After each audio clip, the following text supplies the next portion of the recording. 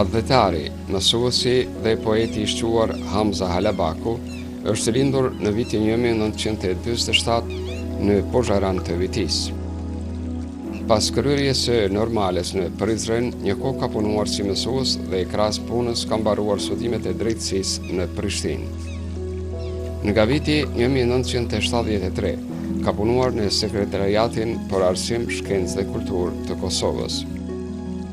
Në qershor të vitit 1982 është emëruar ndihmës i sekretarit të Kuvendit të Kosovës. Zotri Halabaku ka marrë pjesë në mbledhjen historike të Kuvendit të Kosovës me 2 korrik të vitit 1990 në rolin e sekretarit të Kuvendit të Kosovës, pasi që atë kohë ishte në funksionin e ndihmës sekretarit të Kuvendit të Kosovës.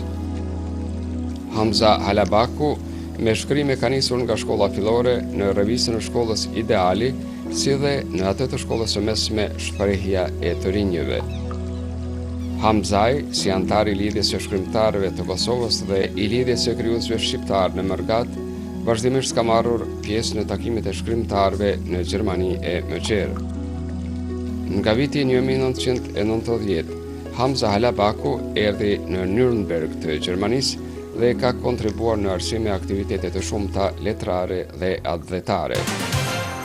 Hamza Halabaku është autor i disa veprave letrare siç janë Rrjedh motësh, Ecje rrathëve të ferrit, Një ditë midis 2 epokave e të tjera.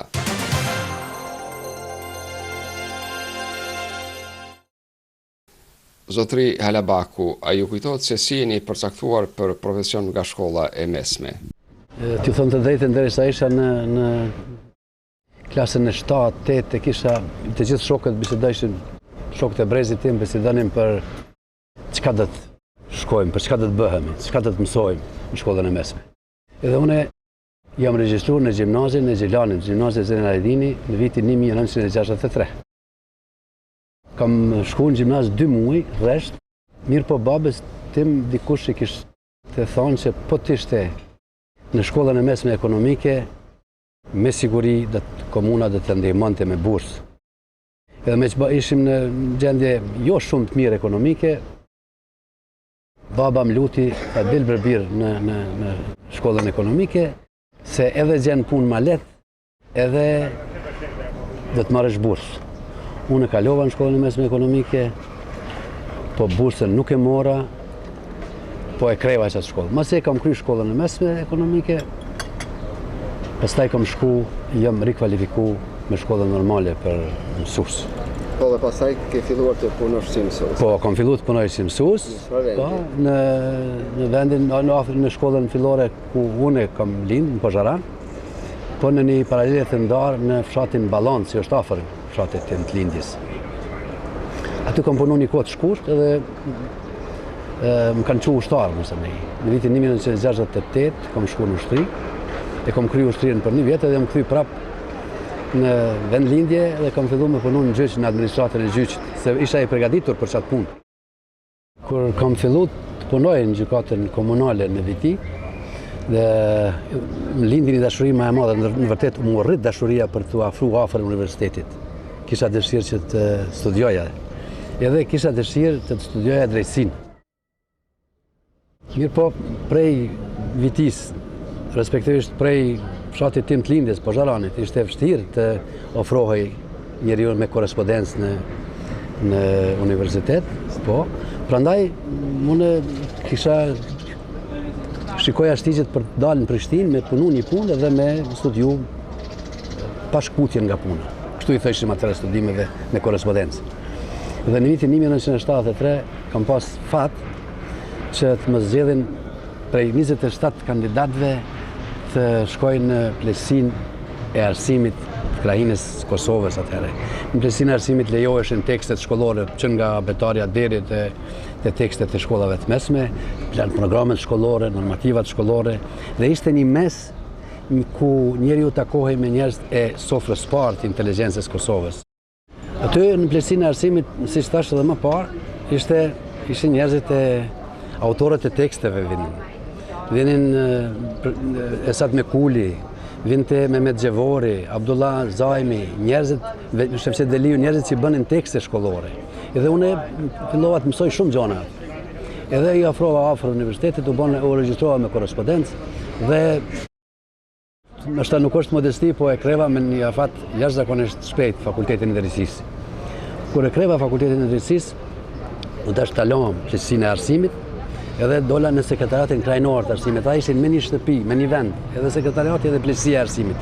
Pleqësia ishte organi kuvendit të Kosovës, me 25 anëtarë profesionistë që bënin tekstet që thash, lejonin tekstet shkollore dhe programet shkollore. Në sekretariatin krajnor për arsim, shkencë e kulturë ose komitetin krajnor për arsim, shkencë e kulturë, kam punu bashkëpunëtor profesional për kulturë fizike, pastaj bashkëpunëtor profesional për aktet normative të komitetit krajnor për arsim, shkencë e kulturë. Dhe në vitin 1982 jam memru për ndihmës të sekretarit të kuvendit të Kosovës. Edhe në kuvendin e Kosovës, aty ishim me një shtëpi me ta edhe më herët, po me një ndërtesë, them kështu, edhe ishin njerëz që njihshin drejtësinë, që njihshin kushtetutën e Kosovës, edhe neve na dukej, edhe vërtet ishte ashtu, ecnim për ditë më mirë, më përpara me rritjen e autonomisë Kosovës. Se ishte miratu edhe kushtetuta e vitit 1974 dhe Kosova kishte kompetenca të të bollshme në rrafshin e shtetësisë.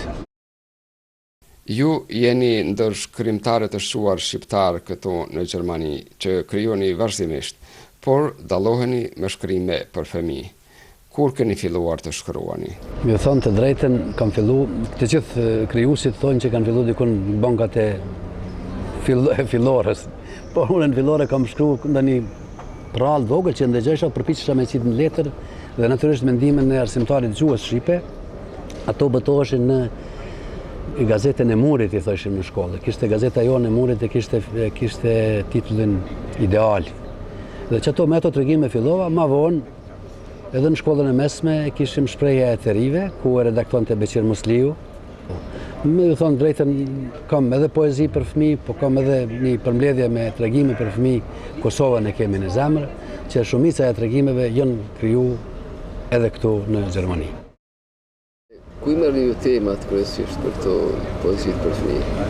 Poezitë për fëmijë janë krejt ngjarjet që ndodhin me fëmijët, takimet e mia me fëmijët, takimet e mia me nxënësit, edhe ka pas nxënës që më kanë motivu, më kanë inspiru që ta shkruaj në një tregim, në ngjarje në klasë për shembull.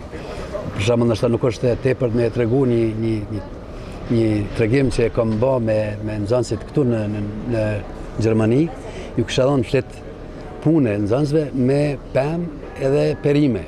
Edhe pemë të perimet duheshin klasa e parë vetëm të ngjyrosnin, e dyta dhe treta dhe të shkruanin emrat ose ndonjë fjalë për pemt ose për perimet. Edhe njëri prej shokëve të vet në klasë po pyet shokun tjetër, po thotë me cilën që shkruhet qershia. Edhe ai i thotë me të kuqe. Ky kishte kuptuar që është për ngjyrën, ai e kishte pyet për cilën shkrohen, me shkronjën e qes apo të shkronjën. Po, edhe unë e bona një tregim që u botu në Pionierin që botoi atëherë në Prishtinë, po. Zotëri Halebaku, sa angazhohen arsimtarët që fëmijët që ndjekin mësimet në shkollën shqipe të njihen dhe të lexojnë poezitë e autorëve shqiptar? Edhe kolegët e mi që janë mësues këtu në Gjermani kanë bërë përpjekje dhe bojnë vazhdimisht që t'i motivojnë nxënësit për leximin e letërsisë që krijohet të letërsisë për fëmijë. Sa arritin nuk e di, unë sa kam qenë mësues, jam përpjek edhe t'ju ofroj libra për fëmijë, edhe të poetëve tonë njohur, edhe të Rifat Kukajt, edhe të Agim Deves, edhe të Zenullah Halilit, edhe të krijuesve tjerë. Edhe të Recep Hoxhës, natyrisht, po, shumë, bile Picimulin me dëshire kanë lexuar këto fëmijë. Edhe janë vargje që nuk harrohen edhe nga fëmijët. Edhe posta porositur. Edhe posta e porositën e akademik Mark Krasniqit, edhe në pralla të gjyshës, edhe në prehen të gjyshës, edhe plot kemi përpjek me ofru nxënësve.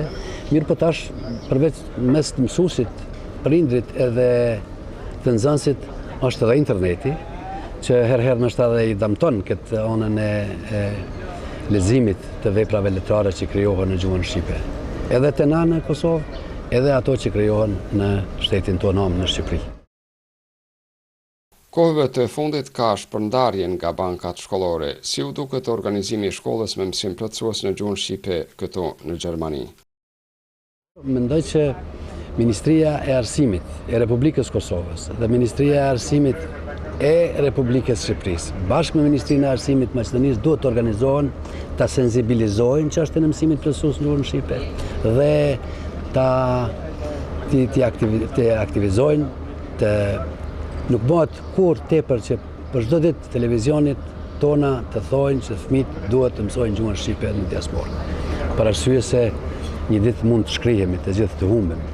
Edhe mendoj që në të ardhmen do të ishte turp me thonë që unë jam shqiptar, por nuk di të flas, të komunikoj në gjuhën shqipe ose nuk di të lexoj rrjedhshëm gjuhën shqipe. Zotri Halabaku, sa do të mund të ndikonin mediat shqiptare në mësimin e gjuhës shqipe? Radio televizionet tona mund të ndihmojnë shumë për të nxitur fëmijët që të shkojnë në shkollë me mësimin plotësues në gjuhën shqipe me mënyra të ndryshme. Njëra ndër ato do ta përmendja për shembull që shpesh herë ta përmendin nevojën e mësimit plotësues të gjuhës amtare në Mërgat. Për arsye se nxënësit, fëmijët sot kanë nevojë për mësimin e gjuhës shqipe sikur që kanë nevojë për bukën edhe për ujin që e pijnë. Ata mund të prezantojnë edhe në për orët mësimore të mësuesve që kemi këtu në Gjermani, mësues jashtëzakonisht mirë që janë të angazhuar në zhvillimin e mësimeve plotësuese të gjuhës shqipe. Për shembull në Nordrhein-Westfalen ne kemi mësuesin Kemal Çollakun, nuk ja përmend emrat sepse janë emra të njohur këtu për neve, edhe mësues të tjerë që televizioni ta përcjell në një orë mësimore dhe ta transmetojë që të motivohen nxënësit. Ju, zotri Halabaku, krahas kontributit në krijimtari letrare për fëmijë më gjerë, her pas here keni ndikuar në organizimin për ndihma të ndryshme dedikuar Kosovës, para dhe pas çlirimit. Çfarë mund të theksoni rreth asaj? Kontributi im ka qenë modest, ne jemi përpjek unë dhe shokët e mi që kemi vepruar këtu, jemi përpjek që ta njohim opinionin ku kemi jetu, fëmijët tanë, bashkëpunëtorët tanë, kolegët tanë në për shkollat ku kemi dhënë mësim gjuhën shqipe, t'ju tregojmë realitetin për shqiptarët në Kosovë, edhe shqiptarët në përgjithësi, por për shqiptarët në Kosovë në veçanti, për arsye se shumë pak kanë ditë gjermanët edhe mesi ku jam sjell unë të paktën kanë ditë shumë pak për neve. Prandaj jemi përpjek edhe në përhapjen e kulturës tonë, me nxënësit tanë kemi bë edhe valle, edhe këngë, edhe kemi bë programe kulturore, jemi bashku me gjermanët. Pastaj kemi punu edhe në organizimin e ndihmave për të dërguar edhe në shkollë ku kemi vepruar, po edhe në qytet ku kemi jetu për ndihma edhe për ushtrinë shërimtare të Kosovës, edhe për njerëz të pa punë, pa bukë atëherë, edhe për arsimtarët që kanë punuar disa vjet pa të ardhuna. Pastaj jemi përpjek edhe me ofru, për shembull unë nuk mund ta lë pa e përmend që në një shkollë kur kemi biseduar për letërsinë në gjuhën shqipe, njëri prej kolegëve më ka pyet a ka dhe krijues shqiptar shqiptar. Edhe unë e kam ble këtu në Nürnberg generalin e ushtrisë vdekur të përkthyer në gjuhën gjermane dhe vdekja më vjen prej syve të tillë nga akademik Recep Qosja, edhe ju kom ofru që ta lexojnë.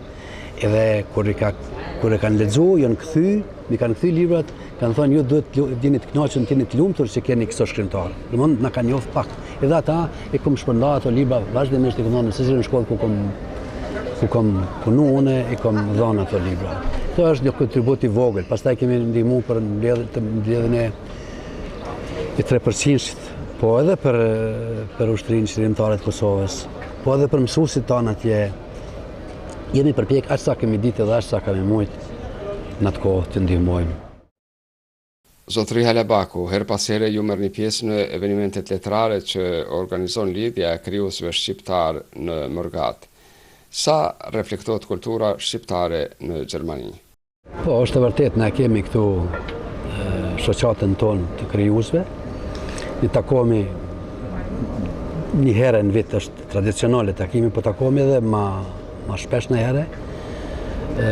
Dhe unë mendoj që është mirë, kemi bërë që takohemi aty, bisedojmë për letërsinë tonë, bisedojmë mes veti krijuesit për përmirësimin ose për vlerësimet e punëve tona.